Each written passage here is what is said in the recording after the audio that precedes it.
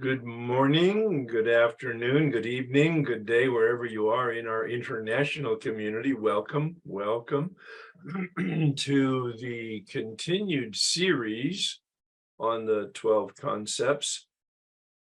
My name is Herb, and I will lead us today in the conversation. Perhaps join me in the serenity prayer at this point. God, grant me the serenity to accept the things that cannot change, courage to change the things we can, and wisdom to know the difference. Just a little bit of conversation from the people indicated that there were some difficulties with the link and some difficulties with electronics and whatever else. So the serenity prayer is very appropriate. So Kim, would you introduce yourself in whatever way you'd like and whatever comments you'd like to make? Thank you, Herb. Hi, everyone. My name is Kim. I'm an alcoholic. I'm also, Herb mentions having some experience with the concepts. I'm a panel 67 delegate. So I attended the General Service Conference in New York twice. Delegates are allowed to attend up to 3 times and only 2 times within a term. So I have seen the concepts at practice. When I was an alternate delegate in our area, which is area 83, you have to do 3 concepts every assembly when you're an alternate delegate. And it's supposed to help you, I guess, if you do become delegate, to have an understanding of the concepts. And I was doing the workshops at our assemblies and not understanding what I was saying really, until I went to the conference and actually saw them in action.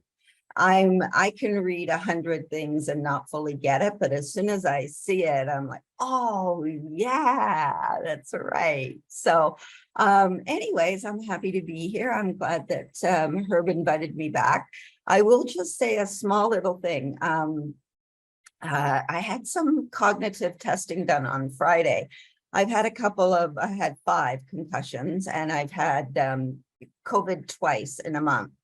So, and I think the last time I was on, I was just getting over COVID. So I have some brain fog and some lack of concentration that they told me on Friday. So I'm not really sure how this is going to go today, but I'm a person that believes everything happens for a reason.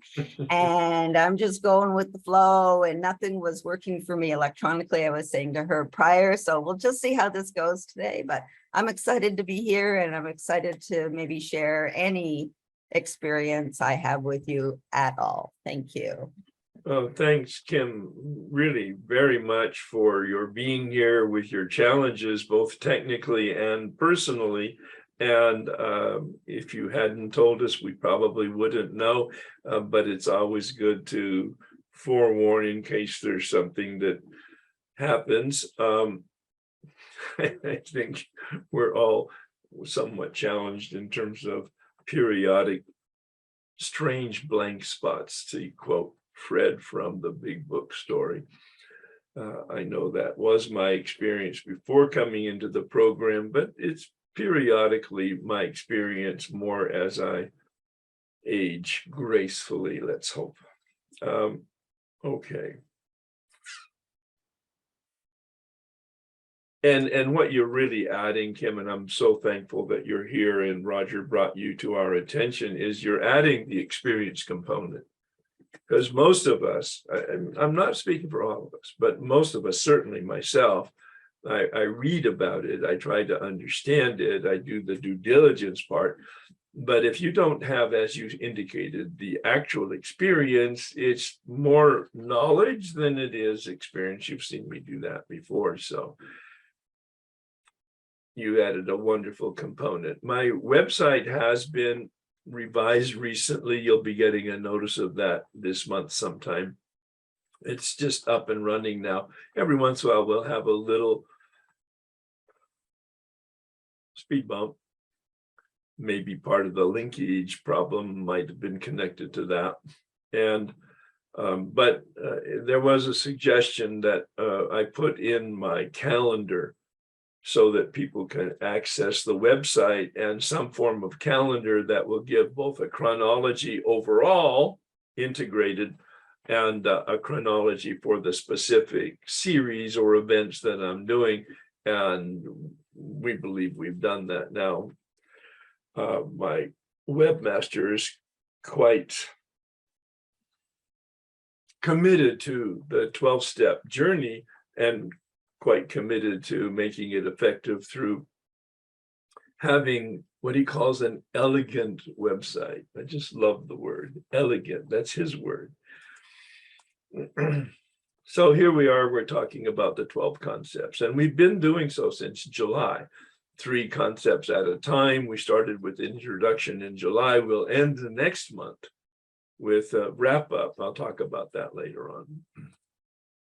Please join me in this prayer for an open mind and open heart. God, please set aside everything that I think I know about myself, the 12 concepts, my practical application, and you.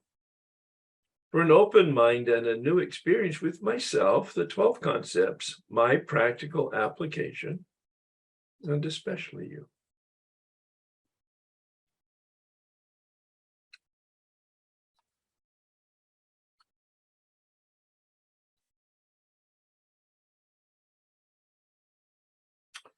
I want to read from the AA's Legacy of Service by Bill W. On the back of that pamphlet, they have the responsibility statement. It's a wonderful meditation in the context of what we're doing here. The fellowship was created to carry the message. The final step of the 12 steps is a suggestion that we carry the message for lots of reasons. And they created this responsibility statement just to remind us, not as a mandate, not as a should, but as a reality principle, probably. I am responsible when anyone, anywhere, reaches out for help. I want the hand of AA always to be there. And for that, I am responsible. And if you're not in AA, but you're in another 12-step fellowship, we substitute that word. The steps are the same for each fellowship, perhaps with a nuance or a word that's different, a phrase that might be different. But the essential methodology of the 12 steps and the suggested 12th step itself is to carry the message. The message. You can have a spiritual awakening as an antidote to your addiction, whatever it is, and an antidote to unmanageability. The best kept secret in the rooms. This is not about addiction as the primary. This is acknowledging addiction and the suffering that comes with it and a solution for it by having a relationship with the light, with power, that will neutralize the addiction. That's the promise, neutralize. And it will support us in our navigating life, allowing us to be manageable, to be empowered. I had this awareness just within the last couple of weeks. I've used the term, the step process is a linear, it is not a linear process going up the steps, one step at a time. We hear it and I acknowledge that's exactly how it works. But my experience is it's a spiral staircase.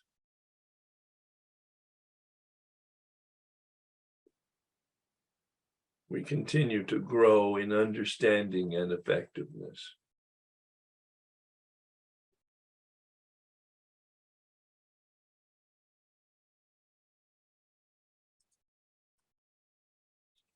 Bill left us what he calls 3 legacies. Of course, the steps were the 12 principles I was just talking about, codified in the big book in 1939 when it was printed. Step 12 actually read, having had a spiritual experience, in the first printing. In the second printing, 1941, a couple years later, he changed it to spiritual awakening. And he gave us Appendix 2 in the back of the book to actually explain the difference and the similarities. A spiritual experience and a spiritual awakening are the same in terms of outcome, a change, but they're different in the process. An experience is an immediate, overwhelming, mystical mountaintop, defined beginning, defined end. Could be 20 minutes like Bill's, or it could be 20 days like other people's in terms of that mystical experience. Or 20 seconds like most of mine. But a spiritual awakening is a lifelong experience of waking up. A little bit more light, a little bit more light, a little bit more light, until the accumulated light allows us to see more. That's the awakening. And as Bill said, it's a lifetime effort and a lifetime experience, because we're in relationship with infinite light. There's no end to it. This is good news for addicts who never have enough. But he discovered that he needed to develop and codify some principles so that the fellowship itself, each group and all groups, could maintain some harmony of communication, knowing human nature as he did. Just a brilliant student of human nature and psychology, represented in the steps, and then of sociology, represented in the traditions. This final journey that we're looking at, this final legacy that we've been looking at and will continue for another couple of months, really witnesses to the brilliance and acumen of Bill Wilson in terms of business. That's what AA is. It's a business. All right. Yes, it's a fellowship, but we have a business that supports the fellowship. It's a nonprofit, spiritually oriented business, but it's a business. And he codified business principles as to how to operate it with as much elegance as possible. And that's what these concepts are about. The concepts of survival as a business.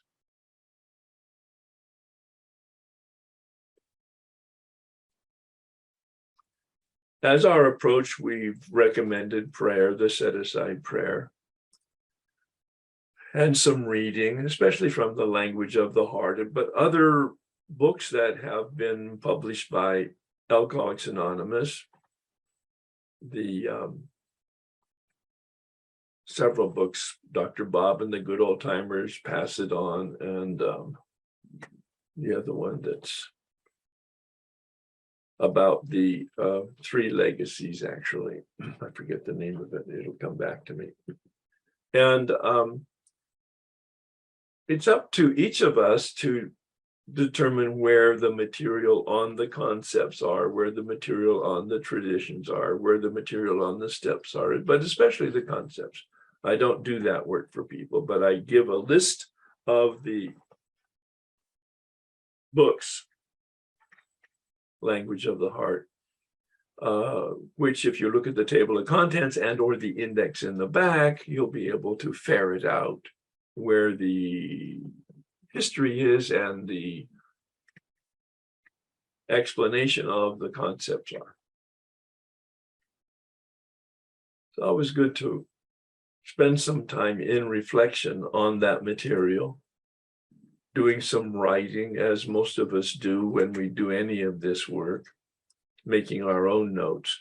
This is about the discussion part. We're assuming that you've done a little bit of work, at the very least, reading the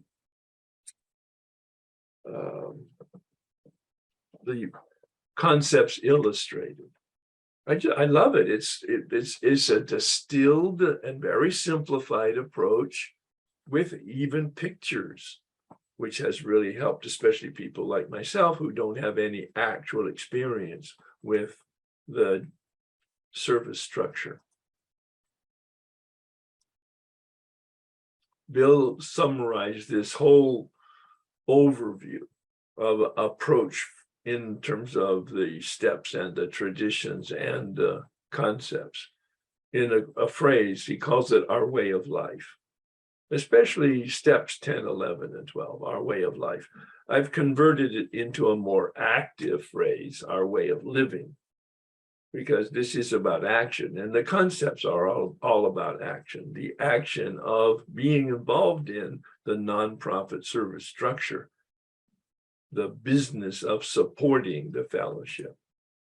He suggests we keep our head in the clouds and our feet on the ground.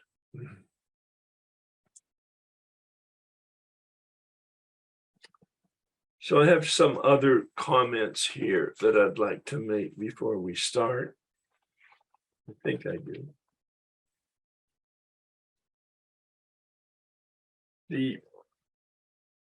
The big picture Bill tries to give us, and certainly the concepts illustrated gave me, and that is the first concept is sets the big picture, the map, the roadmap, the vision, the goal.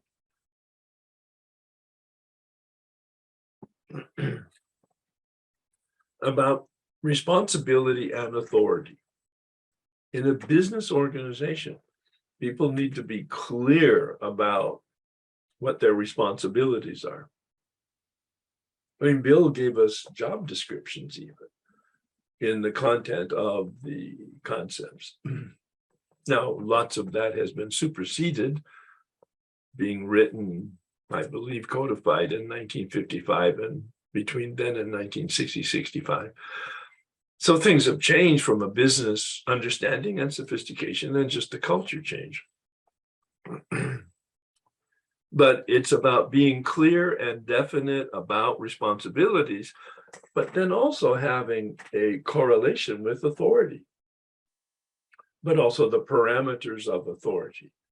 Responsibility for function, because these are paid people in the staffing, and these are hugely responsible people in terms of the board and the trustees, two different concepts. I don't believe they're paid. And then all of the volunteer, you heard Kim mention about her delegate functions, and she'll talk a little bit more about that. Those are volunteer, not paid for. Expenses are covered, but there's no compensation. To get clear at each level as to what the responsibilities are, but to have commensurate authority, but parameters around the authority so we don't exceed. The biggest concern I could see in reading the material is the human tendency for power and wealth, and to how to regulate a nonprofit spiritual business so that that's contained, so that human nature is addressed, managed, if you will. The inevitability of delegation, and what are the sort of the suggested principles of delegation of authority and responsibility. That's the balance of the concepts describing that.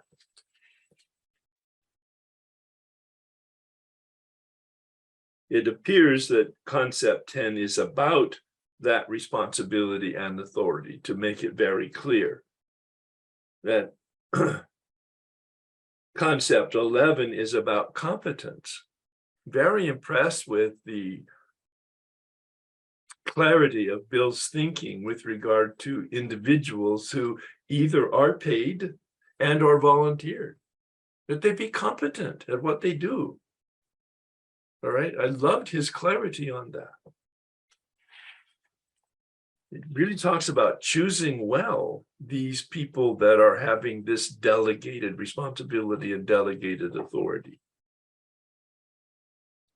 But that final concept, number 12, is to suggest there's no governance here. There's no ultimate power of authority. That in fact, it's an upside down triangle. The real authority lies in the individuals in the groups, not the trustees, not the board members, not the GSO staff members, not even the delegates in the tree of the organization of volunteers. But the individuals having, that's what that responsibility statement is really about, is addressing individual responsibility within the group, at the group level.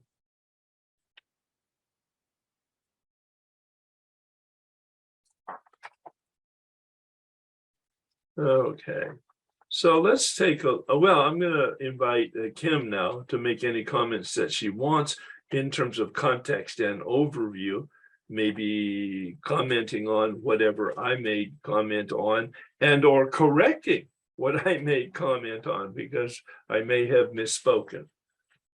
Kim, would you like to join us for a minute here, or as long as you want, to address some opening comments? Sure. I'm not sure how many people here understand what panels are or delegates are. So Assume that we don't. okay, so I just thought I would explain just a little bit before getting into the concept so that everybody understands.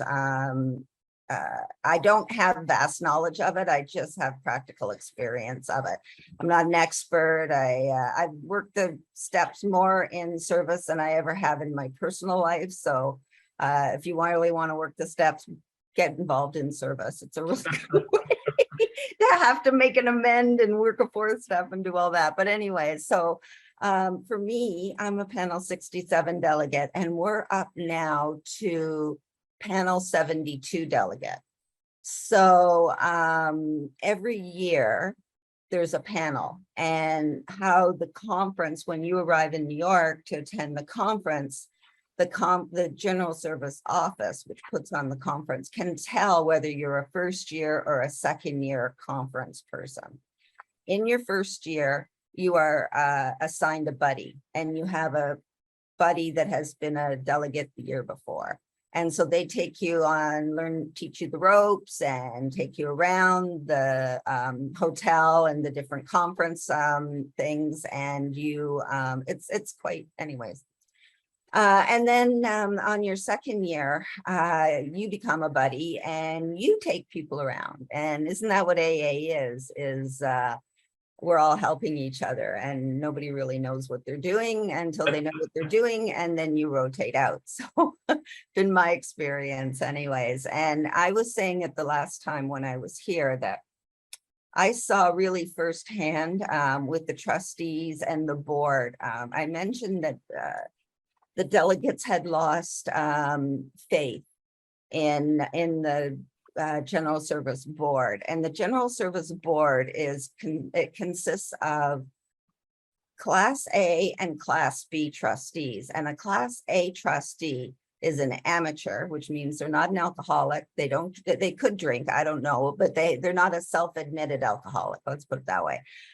Class B is a boozer, so they are the alcoholic trustees. And we need Class A trustees because they're the people that can speak for AA. We cannot be on a camera. We can't speak for AA publicly, but they can. And they also offer, our Class A trustees are usually people that are in some sort of a corporate world. There's a judge, a lawyer, a psychiatrist, a lot of people that can bring their career experience into Alcoholics Anonymous. And the trustees are chosen with a lot of care. The Class B trustees, some are appointed through resumes and some are elected through the third legacy procedure, which means 2/3 majority of a vote. So at our area assembly on the weekend, we just had an election for a nomination for the trustee at large Canada. So we are going to we had an election, we had 3 people that stood, and so one person had 2/3 majority, and his name is going to go forward at the conference, but his name may not be in the election. What will happen is the Eastern Canada Regional Trustees will get together at a lunch and they will pick 2 people from all the nominees to go forth into the election. So Mel might go forward, he may not, but a trustee at large is a 4-year term. It's volunteer. You travel all around the world for AA. It's to you help get AA in countries that normally wouldn't have it. So it's the last time I heard about a trustee at large, when they landed on a plane, they thought, oh, this is fabulous, I'm going to travel the world. And they ended up going into a small village, and their accommodation was a tent, and their ride from the airport was a chicken wagon. So, you know, what you might think is very glamorous and traveling around, he certainly put it into perspective when you're traveling into some of these countries. Anyways, I'm happy to be here. I'm happy to share with you anything I can. And yeah, I'm just glad to be here. Thank you. Thanks, Kim, very much. So let's take a look at concept 10, and I'm looking at the illustration. You can also look in if you printed out your documents, I have a worksheet that has both the short and long form. I guess the illustration has the long form, which I'll read. Every service responsibility should be matched by an equal service authority. The scope of such authority is to be always well defined, whether by tradition, by resolution, by specific job description, or by appropriate charters and bylaws. See, that's really straightforward from my standpoint. That I made the opening comments about that, in terms of defined responsibility as well as the commensurate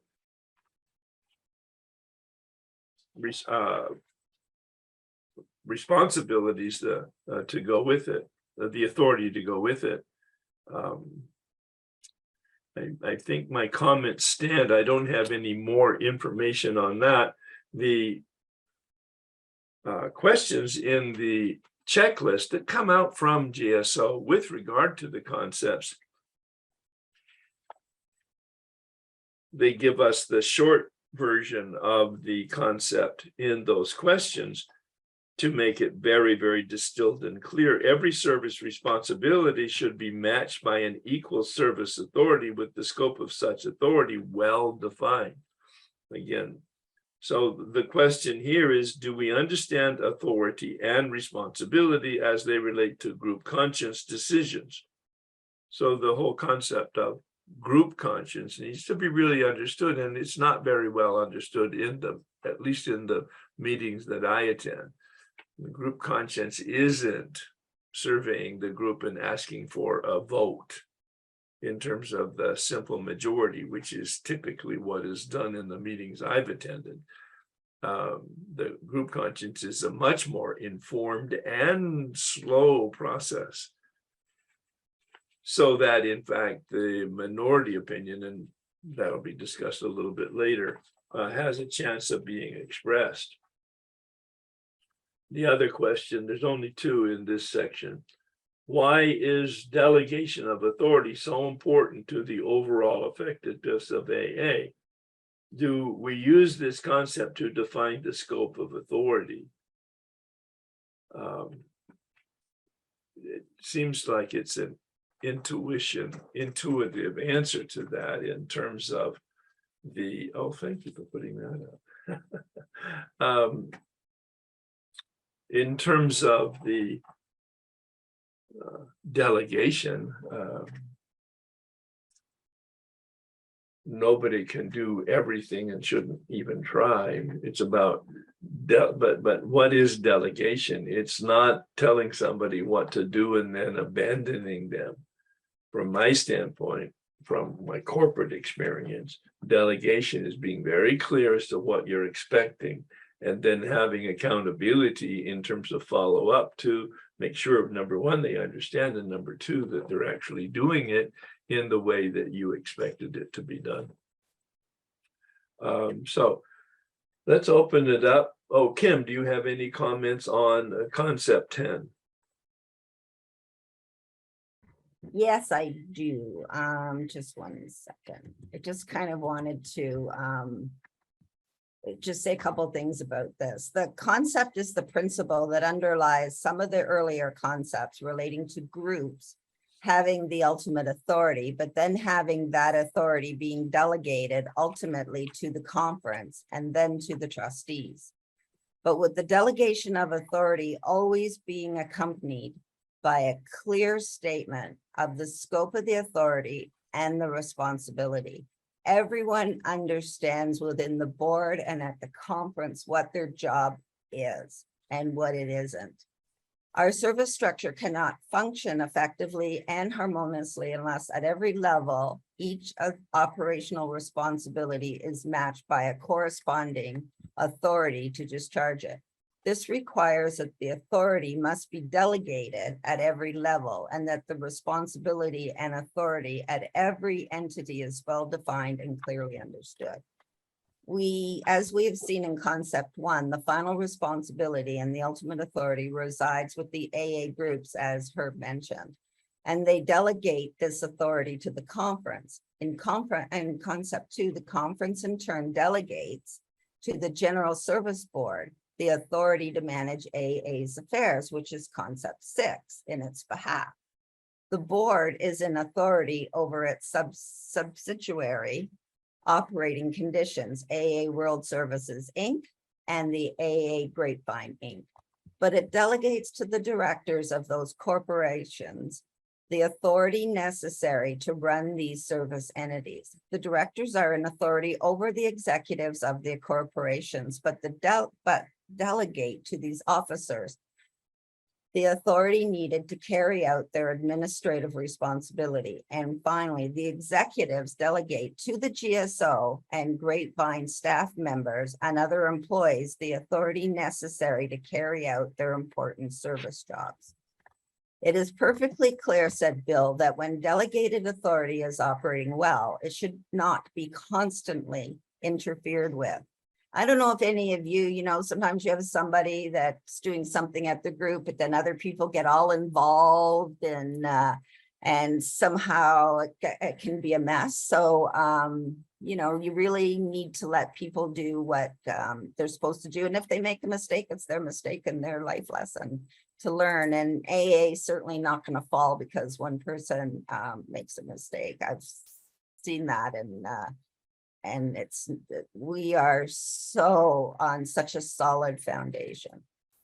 For example, the General Service Board operates the two, as Herb mentioned, the two operating corporations, and its authority over them is absolute.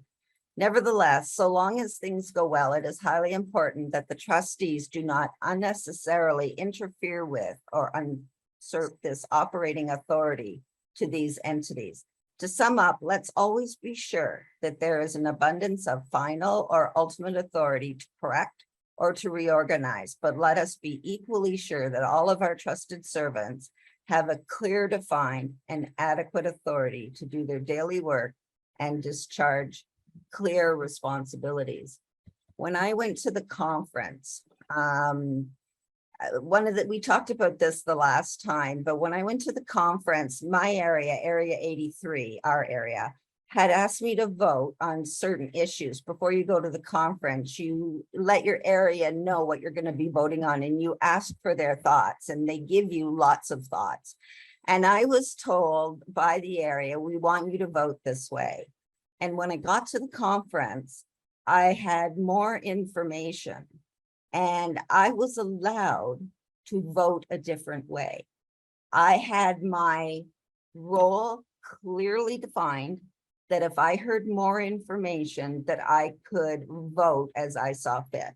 And I did, and I went back to my area and I explained what I did, and as other delegates had done, and they were in complete agreement with me that they would have done the same thing. So total transparency coming back what I did, but it was very clear to me, I knew that I could do that.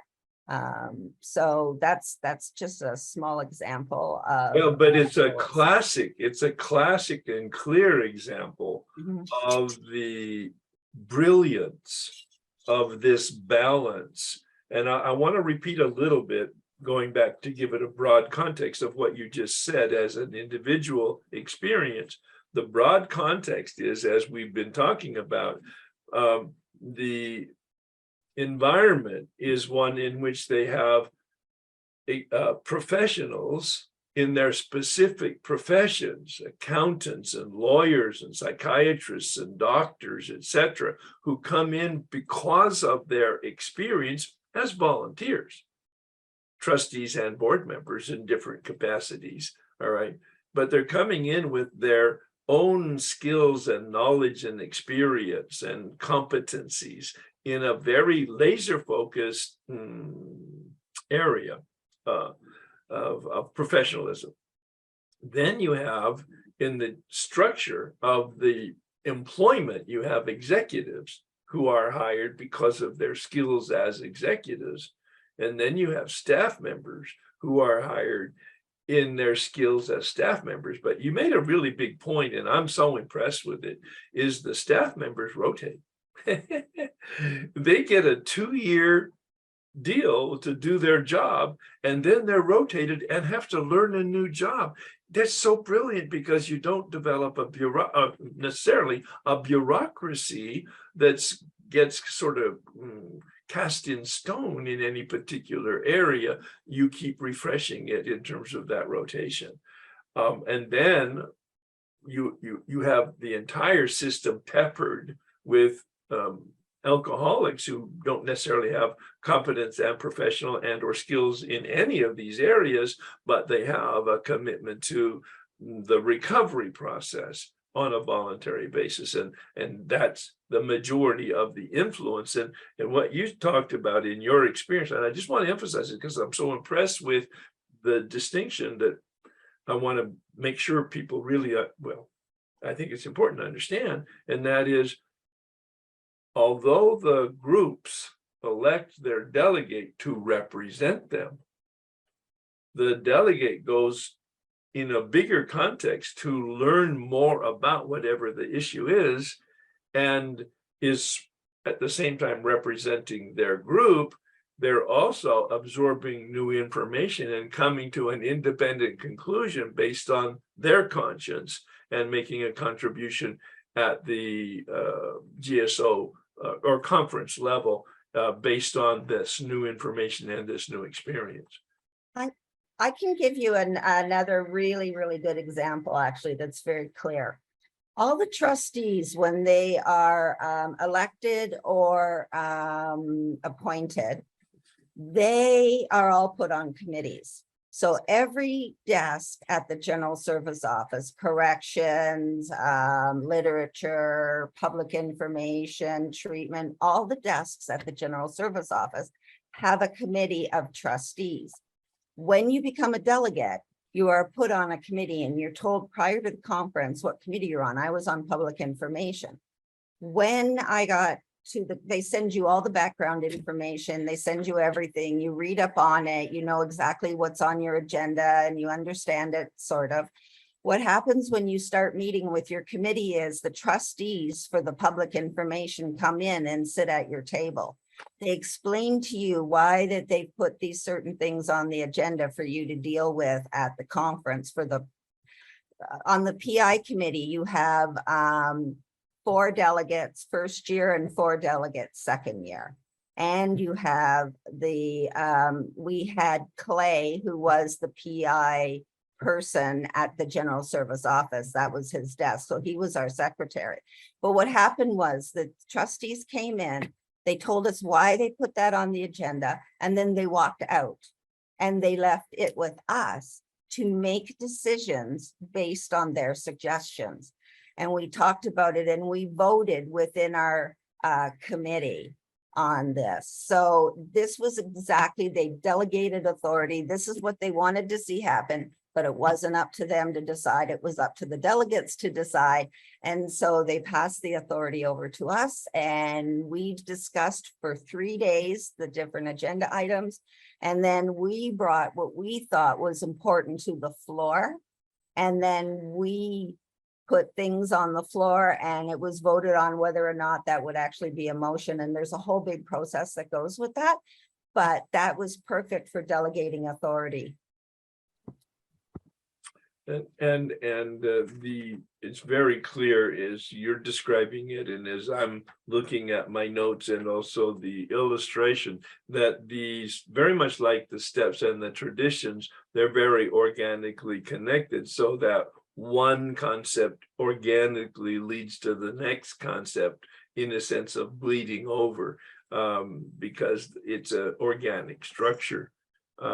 Let's take a pause here and see if there are questions or concerns or comments or experiences, especially looking for experiences from anybody that has joined us as a participant. And you can either raise your hand through the reaction icon at the bottom, and I'll call on you in the order of your raised hands, or you can just unmute and introduce yourself.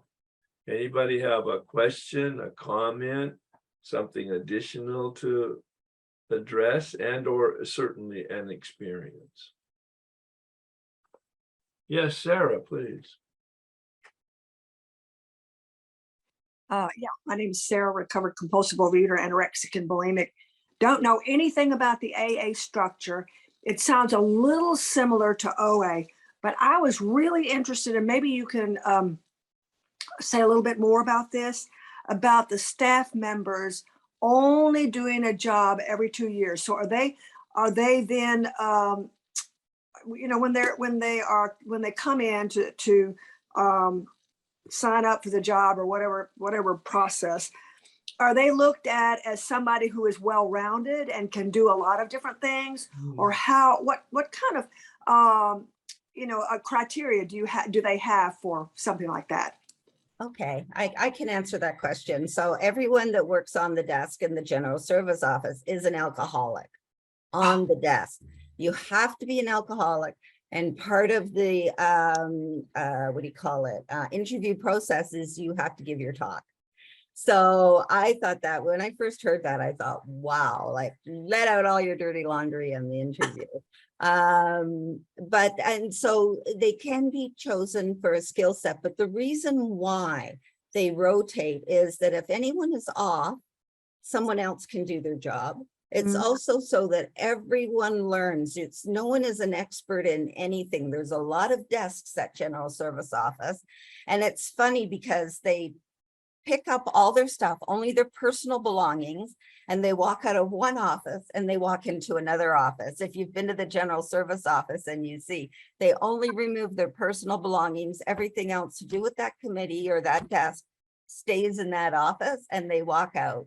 So it's pretty interesting, actually. I happened to make a visit to the general service office during one of those moves when they were moving, and it was quite interesting. So yeah, does that answer your question? It does, Kim. Thank you very much. You're welcome.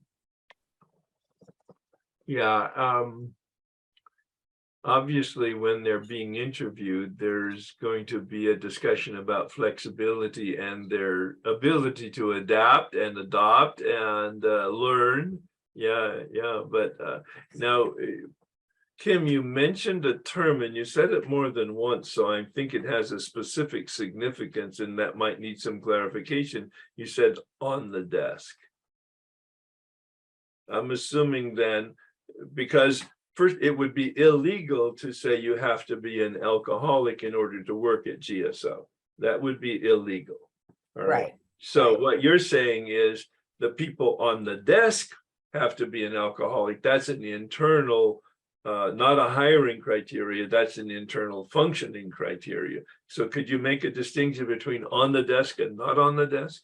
Okay, so there actually are people that work in the mailroom and people that work at GSO that are not alcoholics. Right. So to work on the specific desks, and I actually got an email last week, they're going to have a job that is becoming open. And so they've listed the criteria in the email, but you also have to be able to work in the United States. So although it came to Canada, you have to be able to work. So don't even apply if you can't go over the border or you can't work in the United States. And you have to be willing to relocate. But it was interesting. Not only do you have to have flexibility to be able to change desks, you have to have flexibility to attend things on the weekend, regional forums, other AA events put on by areas, or if you're asked to come and speak, there's a staff person at GSO and they pick the people that will go and speak at different things. The staff person will do that. And they give time off in lieu of time spent on the weekend. So they will get like another weekend off or extra time off. Right. Yeah. Yeah, that fleshes it out very nicely. Yeah, thank you so much for that. Let's move on to concept 11. I'm looking at the illustrated. I'll read the short form. The trustees should always have the best possible committees, corporate service directors, executive staffs, and consultants. Compensation, qualifications, induction procedures, and rights and duties will always be matters of serious concern. Well, that really, we've already touched on some of that. Let me see if rotation, that for me, rotation is one of the healthy things here because it keeps it fresh and you don't get attached to a particular function. One of the two things additional I made notes on is they're very clear on the compensation of paid staff being competitive in the marketplace. They don't want to use the poor mouth or the less than just because they're alcoholics or whatever else, or that they're volunteering. No, no, no. This is a paid function to be done at a competitive level. And I'm assuming they have professionals helping them with that assessment. The other thing is, is that a full representation of voice. Everybody, both in the paid and in the volunteer, the executives, the trustees, the board members, and all of the volunteers in the ladder of the GSO structure have a voice. The minority representation and or the majority representation.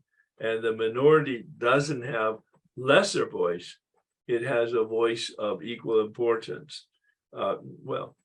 As everybody else. I was impressed with that part. Kim, would you like to make any comments about concept 11? Sure, just 1 second.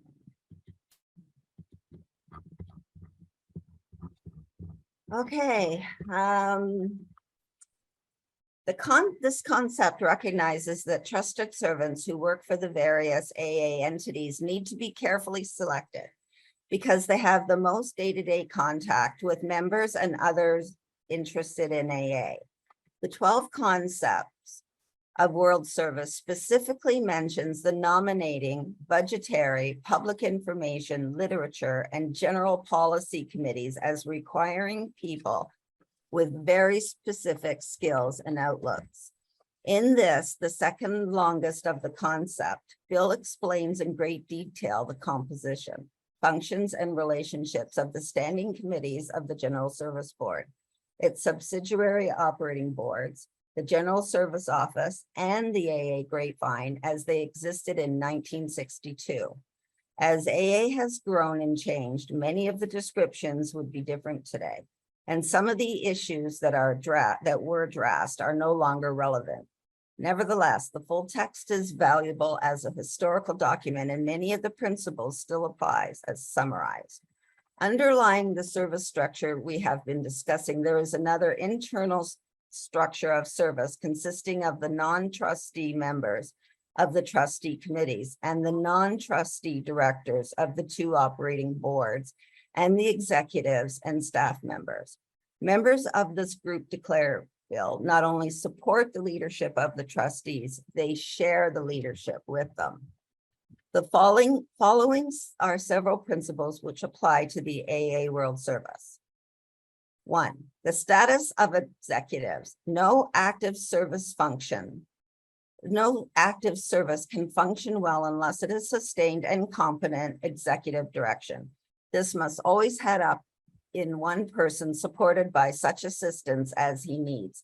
That person is to have ample freedom and authority to do his job, and he should not be interfered with so long as his job is done well.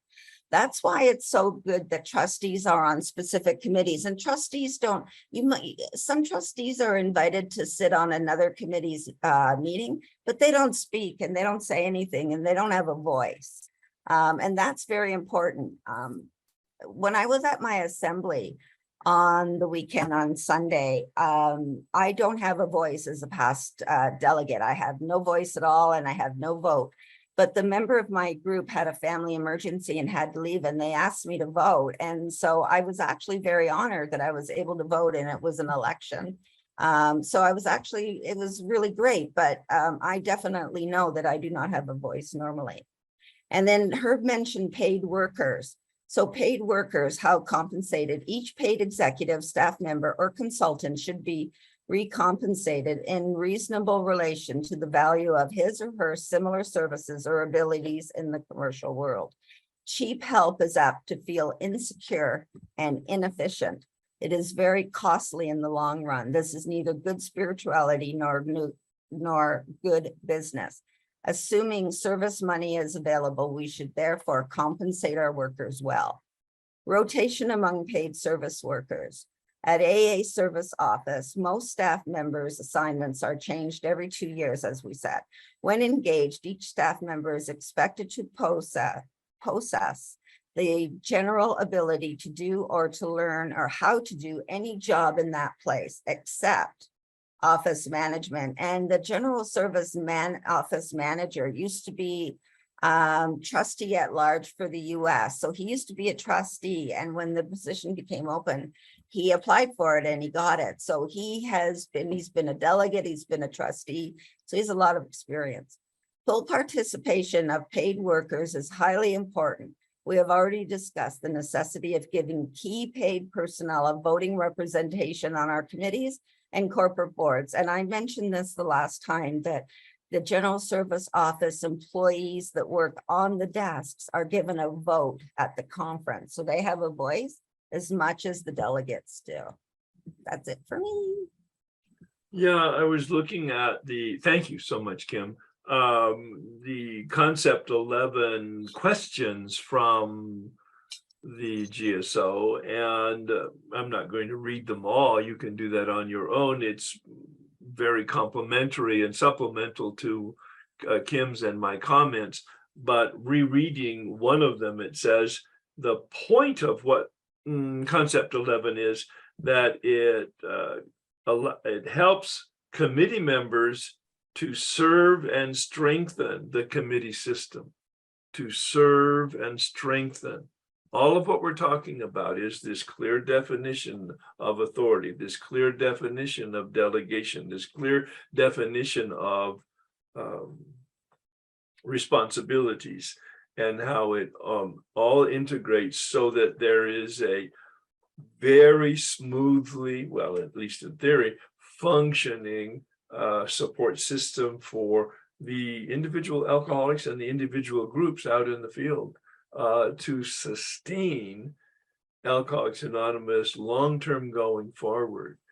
As I was reading it, of course, most everybody's fairly aware that there's elections coming up next Tuesday and the whole political energy that's going on in the country. Wouldn't it be wonderful if the concepts were adopted by Congress and they operate this way, it's kind of like, whoa, would it be different with this level of enlightenment, with this level of spirituality, with this level of humility, with this level of usefulness?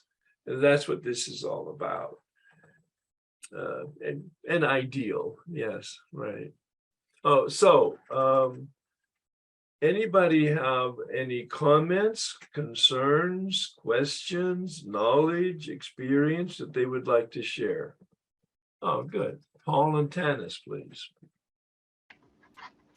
Hi, I'm Tanis, grateful member of the Al-Anon family groups. And yes, really interesting discussion. And I was thinking when you were talking about what's going to be happening on Tuesday, also Bill W.'s essay on leadership. We have that in our service manual, Al-Anon service manual, under one of the concepts, I believe. In fact, we had dinner with our 25-year-old son recently, and he was recently promoted at work and is having some challenges with dealing with people. And I suggested that he read that. Of course, he used to be an Alateen years ago, and he was kind of poo-pooed it a little bit, but I think I'm still going to send it to him when I get a chance.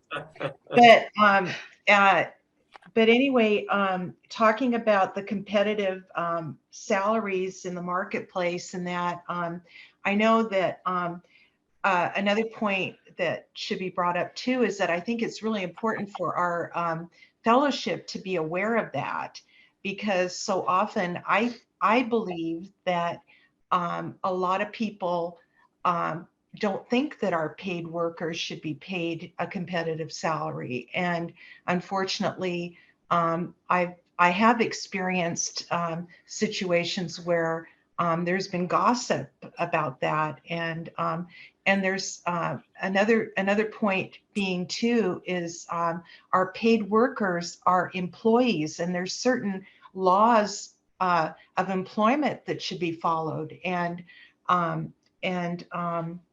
legal requirements, that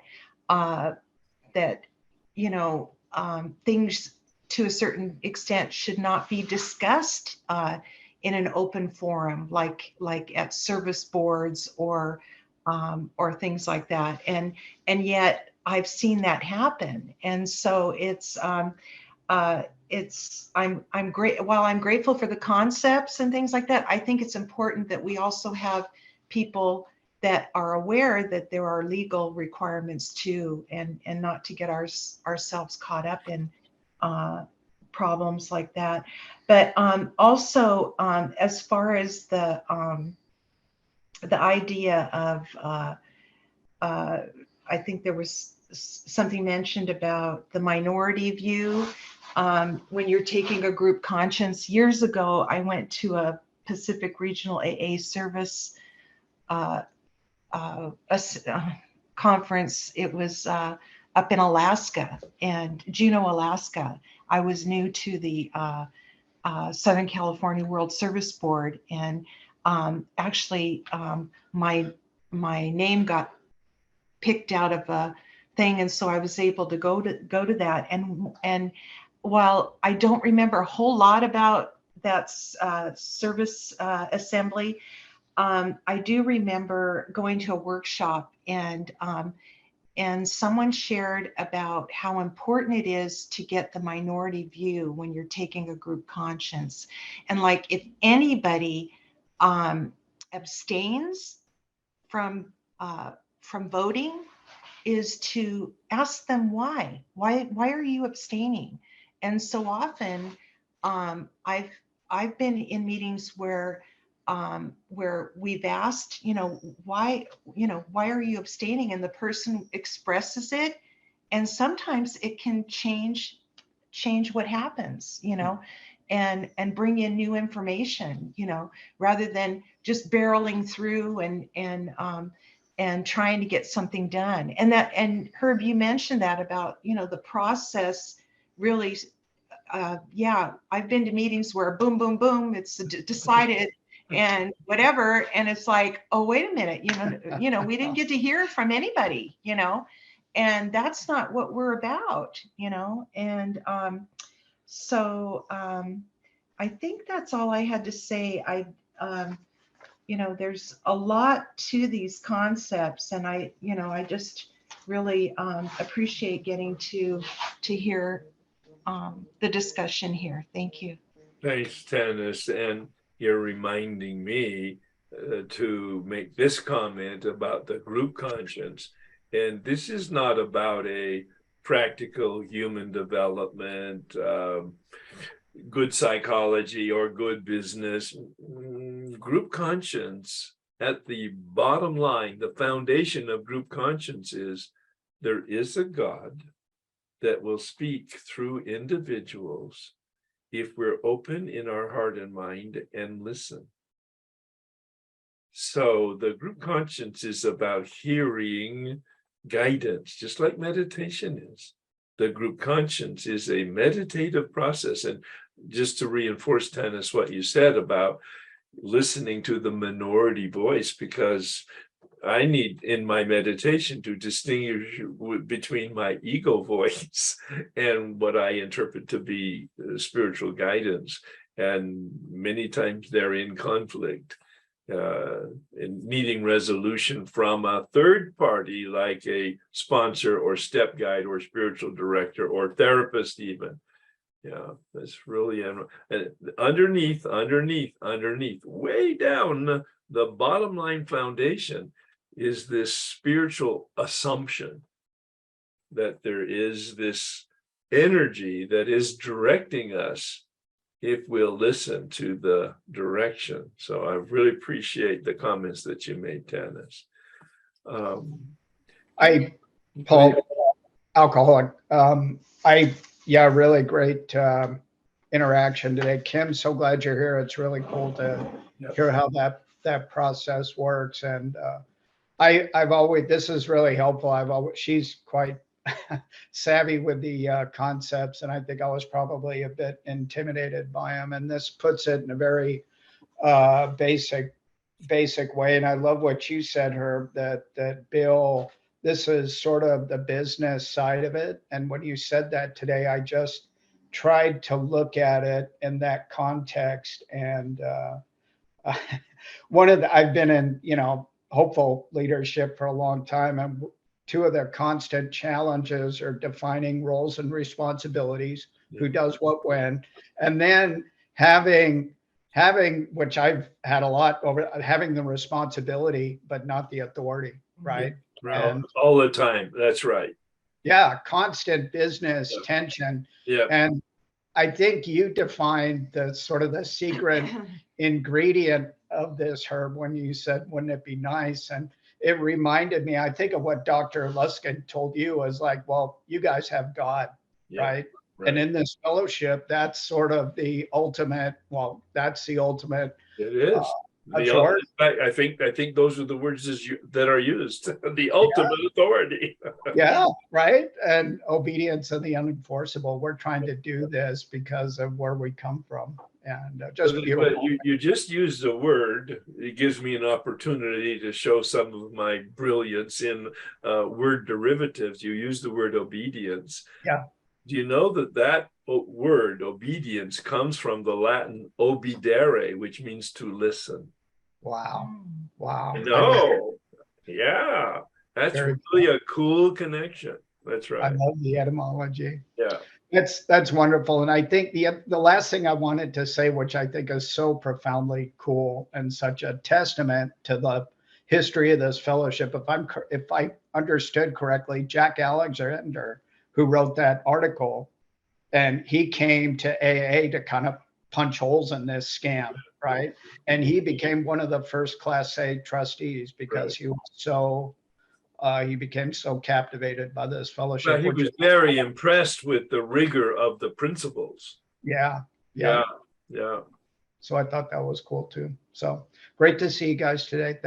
Thanks, Paul. Sarah, please. Yeah, I have a lot of questions, I guess. Sarah, recovered compulsive overeater, anorexic, and bulimic. In Bill's write-up, I had read some of it at least, and under the nominating committee, it says something that I really was surprised with. And perhaps it's not about the nominating committee, but it's about the people who do the nominating. But it's this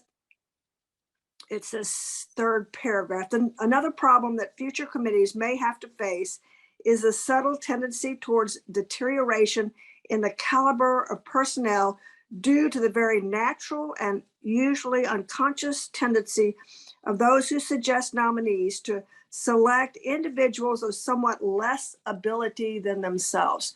So is that something that occurs often? Is that something because they're jealous? I'm just curious, what kind of process, does the nominating committee then have to go through a process where they find out more about the individual to see if they're capable? Well, thank you for bringing it to our attention, because it shows Bill's brilliance in terms of assessment of human psychology. It's classic in the business environment, at least as I experienced it, that a person who is hiring somebody will not hire somebody that is either smarter than or better than themselves, for fear of being replaced, for fear of looking bad. So it's a wonderful insight on Bill that that's human nature. Now, a competent and secure person will in fact look for people that are smarter than and better than himself, so that in fact they can really get the job done and make her job a lot easier. But that has to be a confident person, very secure in themselves, and has as their motive having the best outcome, not necessarily to serve myself and my power and my compensation. So that's a brilliant, thank you for bringing it to the attention, but it also again demonstrates Bill's incredible insight. Thank you, Herb. Yeah. Any other comments or questions or concerns about concept 11?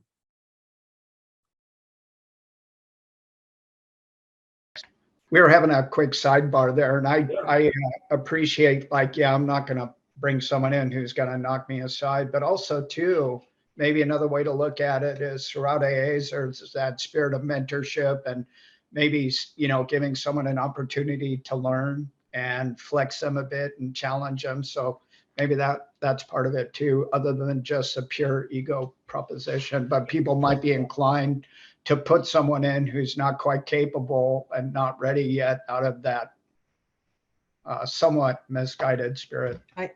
But yet, I've had experience where, you want to have somebody in there that's doing a good job, especially if you're a volunteer and you're having a paid worker do something. It's like, you don't want to have somebody in there that can't do their job, and then you have to step in and do it. It's like, that's real, especially if you've got other, family obligations, other things like that. You want a paid worker in there that's going to do an excellent job, get the job done, and that's going to excel and change things and make improvements. And so I think that paragraph is, I think I question that, because I don't think you're always going to have that tendency towards wanting to hire somebody with less ability. Step down. Yeah, that's my opinion. Again, there's many different motives, conscious and unconscious on people's part, and it's just it raises the level of awareness that we want to avoid that dynamic of protecting ourselves in whatever way, that we have as our motive the best interest of the group. the best interest of the organization, the best interest of the outcome for implementation of those responsibilities. Yeah. All right, so we're going to take a look at concept 12, and from the illustrated, the conference shall observe the spirit of AA traditions, taking care that it never becomes the seat of perilous wealth or power, that sufficient operating funds and reserve be its prudent financial principle, that its place none of its members in a position of unqualified authority over others, that it, there's a typo there, that it reach all important decisions by discussion, vote, and whenever possible, by substantial unanimity. We'll come back to that. That its actions never be personally punitive nor an incitement to public controversy, that it never perform acts of government, and that, like the society it serves, it will always remain democratic in thought and action. So there's a lot to this concept 12 that talks about some warranties, and we'll get to that in a little bit. The major principle, though, is its concern with human nature, the inclination to power through wealth and power through authority. So it talked about substantial unanimity. In contrast, and we've talked a little bit about that in our comments already, in contrast to simple majority, meaning 51-49, that is not group conscience. In no circumstance, in no interpretation, all right? And yet, of course, that's the common understanding and or practice in group conscience activities, as Tennis was mentioning.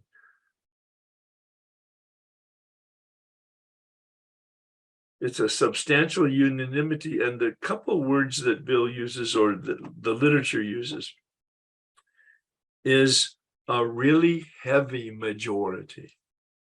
Not necessarily 100%, although I know some people go in a direction of trying to get everybody, even the minority people, to agree with the direction of the really heavy majority or the substantial unanimity. The phrase that I really liked in this literature was the wisdom of the minority opinion. Really listen to that, as Paul and I were talking about, the wisdom of the minority opinion. And it talked about two principles, prudence and spirituality. First, they're all spiritual principles. And the word has been peppered throughout our conversation and the literature today, as we've been talking about it. Never any list of principles, but a lot of words used to highlight what a principle might be. Here, prudence, of course, would be a principle. In another place, Bill says, well, maybe it was a talk, there are only two disciplines in Alcoholics Anonymous. There's only two disciplines. We don't need rules and regulations. We don't need committees. We don't need votes. There's only two disciplines. One is God and one is alcohol. You're either going for one or you're going for the other. And I put it in more practical, maybe more visual terms recently. There's only darkness and light. That dimmer switch, there's only darkness and light. You're either going toward the light or you're going toward the darkness. There's no in between. The dimmer switch is moving up, the dimmer switch is moving down. God or alcohol, you're moving toward the light or you're moving toward the addiction, the darkness.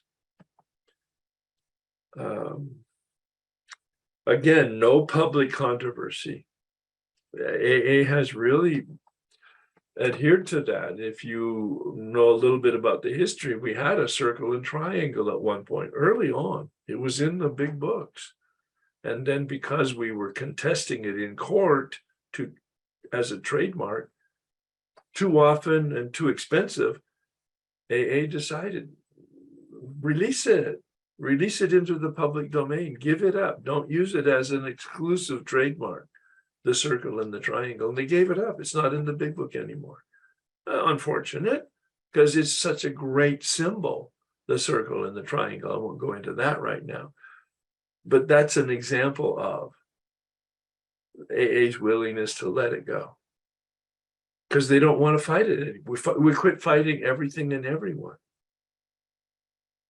We offer suggestions and experience.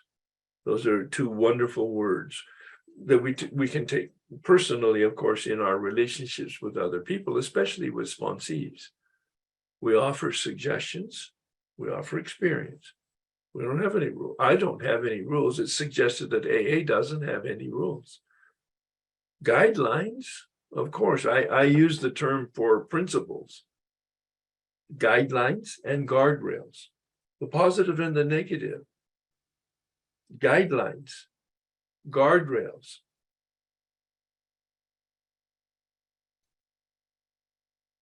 And then another phrase that I took out of the reading of this literature on concept 12 was mutual respect and love. Of course, that again is in all of the literature, especially the big book, Love and Service, Love and Tolerance. Love and tolerance is our code, in fact.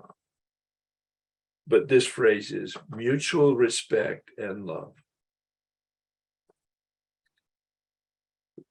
I'm holding back on the discussion on the warranties at this point because that's pretty heavy discussion, but maybe Kim, you have some comments on what I've been talking about or what the material has been talking about on concept 12.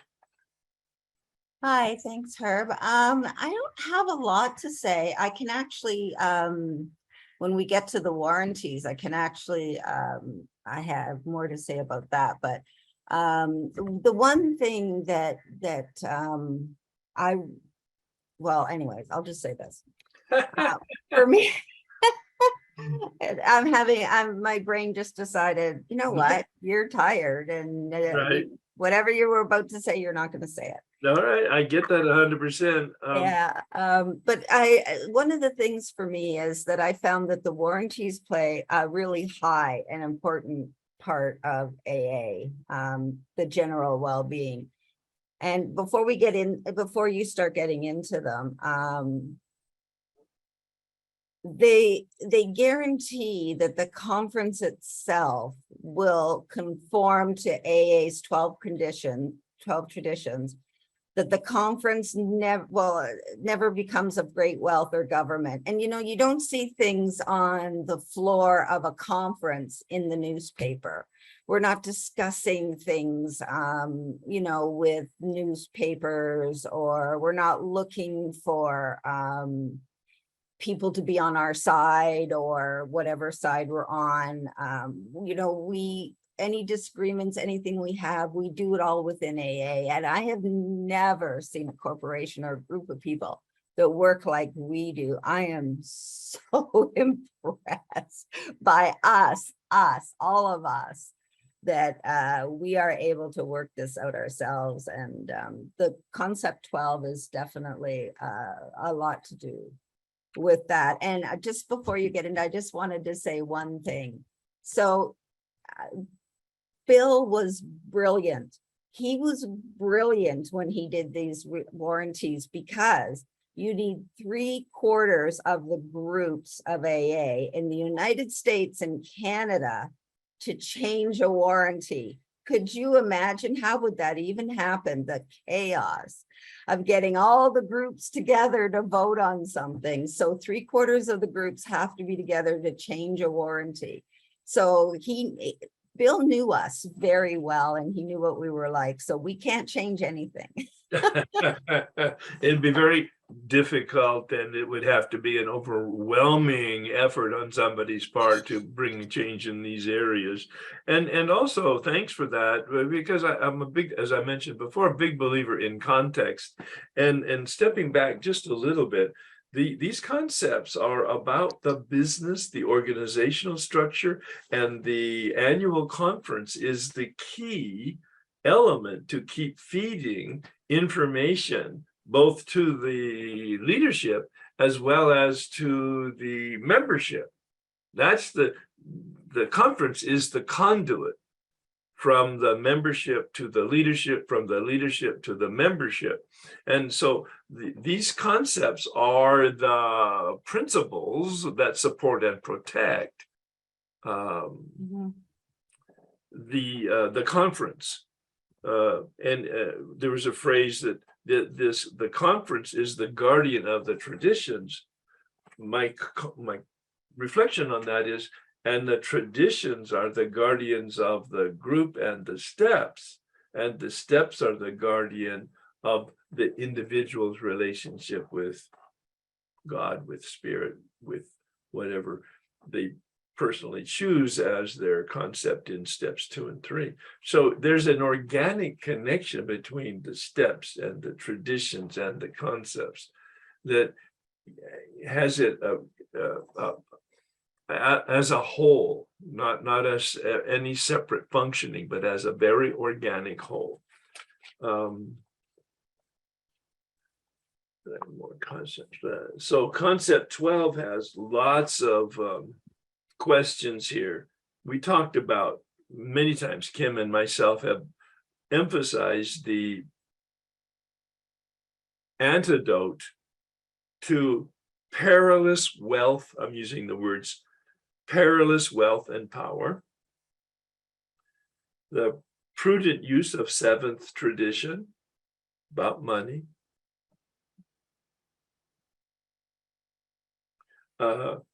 spiritual principles to protect the absolute authority of the individual and the group conscience. I'm interpreting some of this. Substantial unanimity, we've talked about that.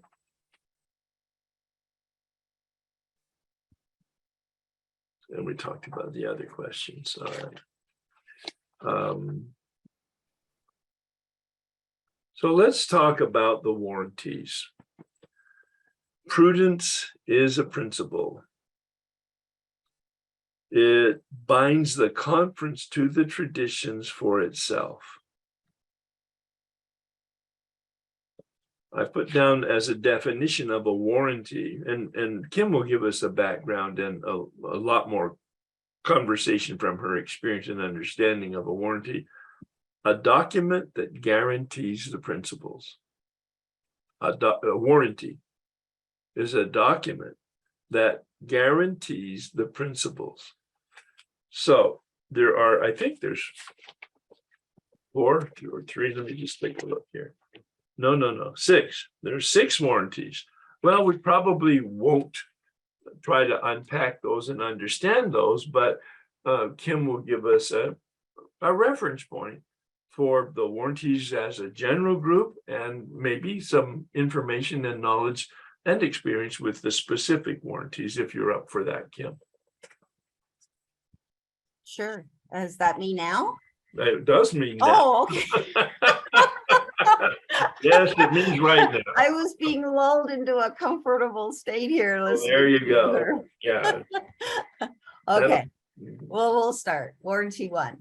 The conference should never become the seat of perilous wealth or power. So this is no outside contributions.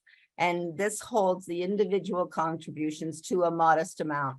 I mean, we have limits on what people can give us. For What's money. that limit today? Is it like $3,000? I think it's 5.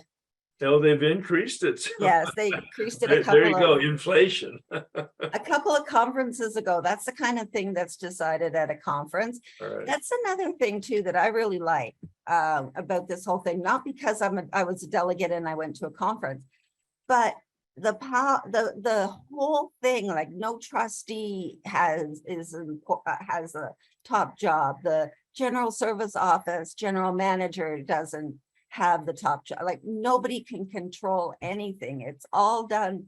And it's all third legacy, and it's all 2/3 majority. So nothing happens with simple majority at a conference. And I really, really like that. And the fact that the warranties keep us all like, yeah, anyways. So also But the do you spirit know of do you know the background of why they call it warranty rather than a principal? Because it sounds like a principal. yeah, I don't know the history of it. All right. Yeah, I don't know why. Okay, so anyways, as this also, so the about becoming the seat of perilous wealth or power. It's one of the reasons why there's rotation of delegates and trustees and staff. It's one of the reasons why the staff move around at the different desks. It's why delegates can only attend 3 conferences. They can attend 2 during their term. We had, and the way that a delegate might attend a conference when it's not during their term is if you're an alternate delegate and the delegate in your area cannot serve at the conference.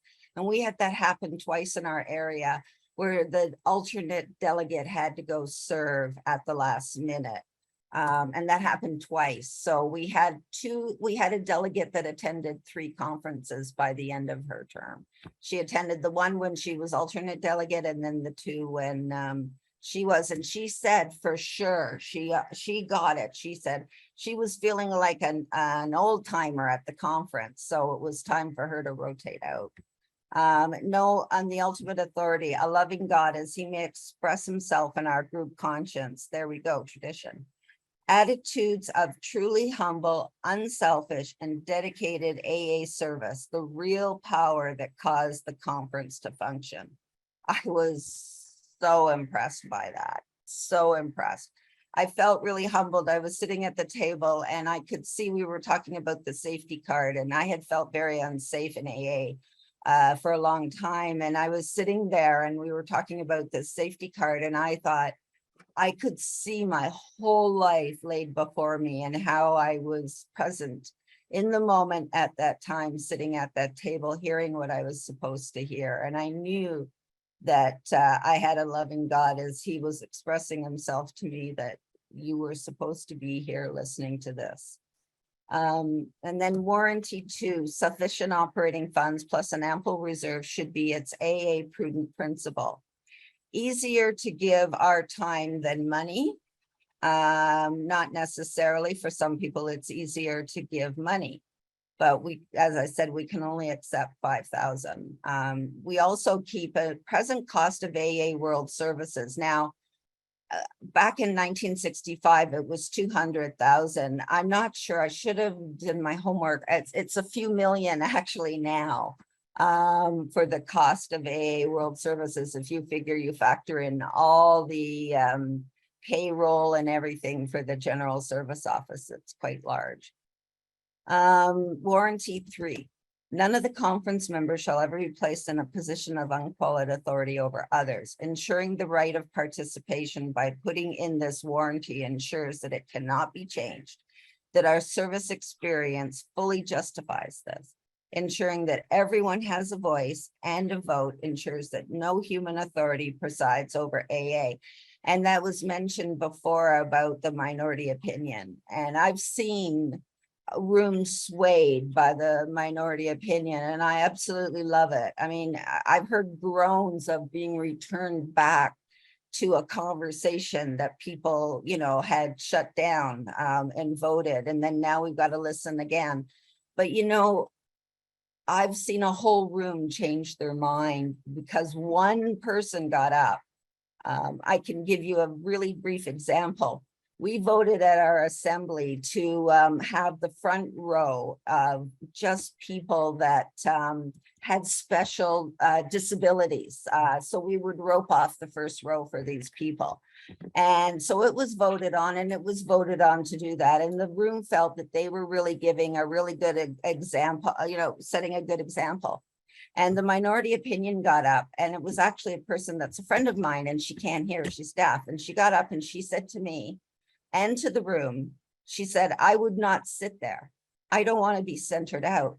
I want to get in there early and block my seat off. I don't want people knowing that I have a disability that I can't hear. And then other people got up and said the same thing. So the room thought that they were being really accessible by doing that. The whole room changed their mind. Why would we want to put people on display in the front row? So that was really, really a good example where I've seen an entire room realize that maybe they voted in haste and they needed to listen to a bit more. That's So a very clear example and a very good example. Thanks. Thank you. Okay, so back. So that's okay. So warranty, now we're at warranty 4. That all important decisions be reached by discussion, vote, and whenever possible by substantial anonymity. Prior to voting, the conference can decide by majority vote on the requirements of substantial anonymity, whether it's 2/3, 3/4, or even greater majority is needed to answer a particular question. The principle ensures that a hasty decision is not made, but if time permitting, an informed decision, as I mentioned. Time permitting, heavily debated until a heavy majority can support every critical decision that is called upon in the conference. If a bad decision is made, oh well, we did our best, better luck next time. Both the practical and spiritual results in this practice have proven to be great indeed. And I have to tell you that one night we went till midnight because we had to vote on everything, and the conversation kept going around and around and around, and I was so tired. And I remember at 10 o'clock thinking, oh, come on, can we not vote on this? And I was getting impatient. But what happened was by midnight, I clearly saw why we had to spend another 2 hours on this particular topic. So, you know, there were spiritual and practical results in that, but we have to vote till the last thing is done. We don't walk out until it's done. And just another insight I just have as we're looking at this word unanimity, it comes from 2 words, Latin. Uni is one, anima is soul.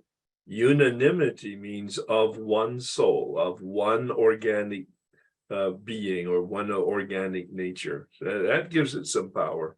Go ahead, Kim, please. Thank you. Okay.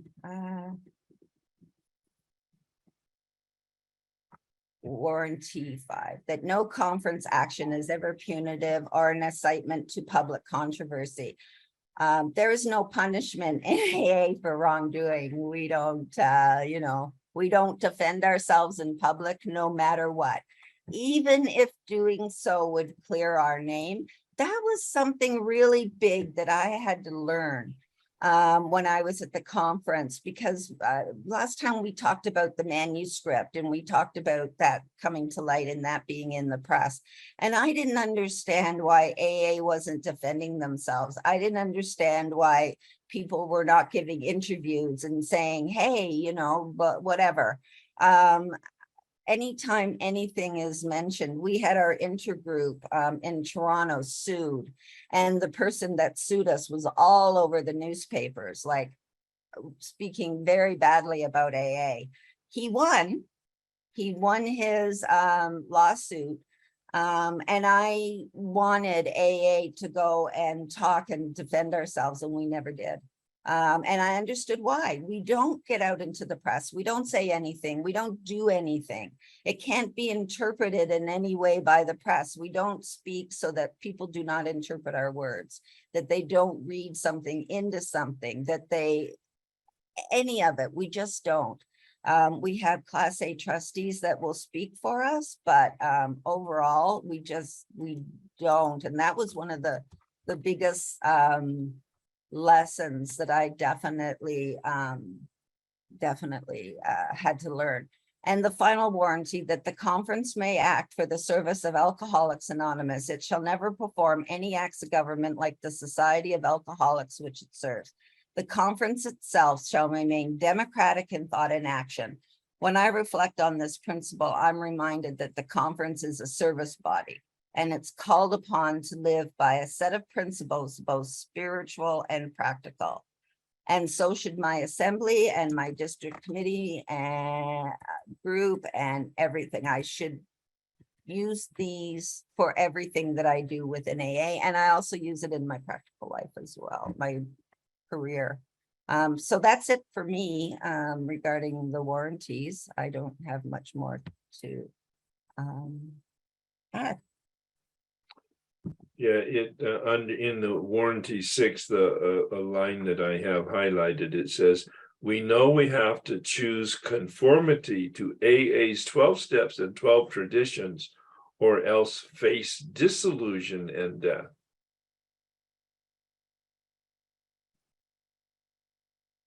You know, I mentioned the last time that, and I mentioned at the beginning of this, that we had lost faith in our General Service Board. The General Service Board is a Class A trustee as chair of the board. And we had lost all our faith due to the transcript and lack of, they weren't transparent at the time. But you know, the one thing that I learned through all of it is you can't dismantle a board. You can't take away what AA has put there. And this was really, really, really a good thing for me for the concepts, was seeing that you, just because you've lost faith or people have lost faith, you can't dismantle the structure of AA. You have to keep it there. And we talked and talked and talked until that anger was gone. And I watched the general manager at the time. Someone got up to call the question, and if you know what that is in AA, it means the discussion stops. And he put his hand up and he said, no, I won't allow that right now. And I asked him why he went against something. When people call the question, you're supposed to listen and stop discussion. And he said, because there was more anger to come out and there was more people needed to get out. And I didn't feel it was fair to the people standing up at the mic ready to speak. And he said, we had to go through the process and we had to go until it was all out and it was all done. And I watched the room go from an angry mess to a kind and a loving. We were crying by the end of it, actually. We were all crying. People were in the washroom crying. We were all crying. I'd never experienced anything so spiritual in my whole life. Well, So, it goes right back to that comment of the spirit of mutual respect and love for the individual. yes. So that's a very classic example there. You pictured it, people in line. And so he's not going to end until the people in the line, everybody has had their word and been able to express themselves. I'm sure I picked this up from the literature, but I just made the note. The whole point of the service conference is to support the existence and continued existence of the fellowship. And the purpose of the fellowship is to carry the message. And the message is, this is the phrase, the message is any action that will help. I mean, that takes it from any sophistication at all and any sort of specific action that might be purposeful by somebody, and gives it this broad, totally inclusive. How can I help? Not with steps, not with contribution, not with anything defined, even in the fellowship. The message is, how can I help? How can I help reduce the suffering of some one individual that's suffering? And that's the whole point here. Excellent. So are there, Kim, did you have any more comments on any of the, okay. Are there any questions or concerns or observations or disagreements, or especially, as I mentioned earlier, some experience that people might have? Paul and Tanis, please. Hi, I'm Tanis. In reading the from the service manual under warranty 4, it says that let's see, like many very high ideals, the principle of substantial unanimity does, however, have certain practical limitations. Occasionally, a conference decision will be of such extreme urgency that something has to be done at once. In such a case, we cannot allow a minority, however well-intended, to block a vitally needed action, which is evidently in the best interest of AA. And then it goes on to explain that further. But we experienced that in Al-Anon a number of years ago. And I really felt like when that was going on, I felt like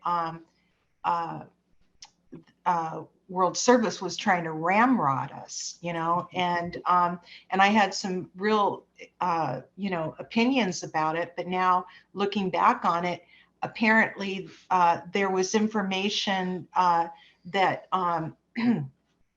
that they were privy to, that they were not legally able to tell the fellowship, and so they had to take some actions, And then I remember a number of years ago, it's been over 20 years ago, probably 25 years ago, Al-Anon made the decision to buy property to have their main, service, the World Service office. And at that time, there was a lot of controversy on that, on buying property. And I was against it at that time, and I was involved with a lot of people who were against it. And there were people all over the country that were against it. But at the time, I remember we World Service, they made presentations at all the different states and areas and whatever. And we all got the opportunity to speak and to listen and to vote on it. And ultimately it was decided to do it on a trial basis. And then eventually it worked out, and they set up like similarly to AA, they set up a whole entity that manages that property and everything like that. But I remember at the time, it's like, thinking, they're trying to ramrod something down our throats. But I, looking back on it, I believe it was the right thing for them to do at that time, and they allowed a lot of us to, they allowed everyone to speak their minds, Right. So. Thanks, Dennis. Yeah. I had a couple of quick things. Kim, thanks again. And I think your last story was maybe the most profound, and I couldn't help like her. Wouldn't it be nice if people in other places talked and talked and talked until the anger was gone, right? And probably not in the next couple of weeks, but as you asked that question, I was interested in that too, warranty as opposed to, say, a principle. And I've always been interested in etymology too. I actually did, I'm not proud of this, but I used to get stoned and read the dictionary. But warranty, it actually comes from the old French for protection, defense, safeguard, which to me is a different connotation than the principle notion. Right. Yeah. You can count on this. This is the castle, this beyond which, those things won't go. But yeah. The last thing and it really made me today think about this spiritual organization. And years ago, I worked with some AA guys, and my motorcycle went down. It failed to start, and they helped me. There's some logistics. You have to load it up, put it in a truck. And there was a lot of coordination that needed to happen. And the warehouse manager sort of watched this because my friends were working for the warehouse. And the next day, the warehouse manager said, "Did you guys see that? That's what I want in this warehouse." Right. And I remember thinking, you're not going to get it, man. You got to do some bad living and make some bad decisions to get that and go through that doorway of this place. But people want to duplicate that energy, but we have a special magic here. So thanks, guys. Great day. Thanks, Paul. And I do want to also highlight what Tanya said in terms of the service manual. We haven't talked about it. We've maybe referenced it at the beginning, but each fellowship has, I'm assuming, their own service manual. And it's organized in a very different way in terms of the table of contents and the structure, but it's really, really good reading. It's not something you would read regularly, but it's worth one read anyway, and maybe over a period of time to read it. But don't overlook that as a resource to help you just frame and understand the organization that supports us in our fellowship. Whether you ever get involved in the organization, it will again expand your understanding and your probably ability to be more informed when your own group does some form of group conscience, because you'll understand the discussion about and the experience with the business structure of the fellowship that supports the continuation of the fellowship. Any questions, concerns, comments, disagreements anybody want to make? The next workshop will be a general experience of the workshop, as well, the series of workshops, as well as the impact of the information and the sharing that people had received, so that we can basically solidify our knowledge and our experience and have a voice as to what might be helpful either currently or going forward. Any questions, comments? I don't see any hands yet, and you're welcome to unmute if in fact you have something to say, and just introduce your name and your comment. Otherwise, we'll, yes, Jen, please. Hello, I'm Jen, on the more will be revealed path. Thank you so much. And I just wanted to say that when he went to concept 11, it highlighted for me, practice these principles in all of our affairs. When you noted that the baseline of group conscious is a meditative one, you know, there were other things that got mentioned about, it's kind of like your life in between the mat, the yoga mat, and the meeting, like how are we behaving, you know, so that was just really cool to weave that in. It doesn't always stick. Right. But thank you so much. Oh, you're welcome. Thank you for that. Yeah, there's lots to learn here, both from just the material, but also from people's experience with the material. And Kim, thank you so much for your very practical experience with actually being involved with the service structure. That was wonderfully important for us to have that related to us. All right. Let's see what I have in my slides, because I think I have something here. Yes, this is the quote from the concepts, which I had created a PowerPoint on. These concepts are freedom under God to grow in God's image and likeness will ever be the quest of Alcoholics Anonymous or your respective fellowship, if it's not Alcoholics Anonymous. Freedom under God, that's the assumption I mentioned earlier, to grow in God's image and likeness. That's a quote from the Hebrew scripture, Genesis. God made humans in God's image and likeness. God made them male and female. It's a very interesting quote, worthy of probably several meditations, personal meditations. What does it mean? God made humans in God's image. What does it mean? Why is there a second word there? And likeness. What does that mean? Do you understand it? Do you believe it? Do you live as if it's true? God made humans in God's image and likeness. The word human comes from the Latin word humus, earth. And you know the story. Our freedom to serve is truly the freedom by which we have our being, the freedom in which we have our being.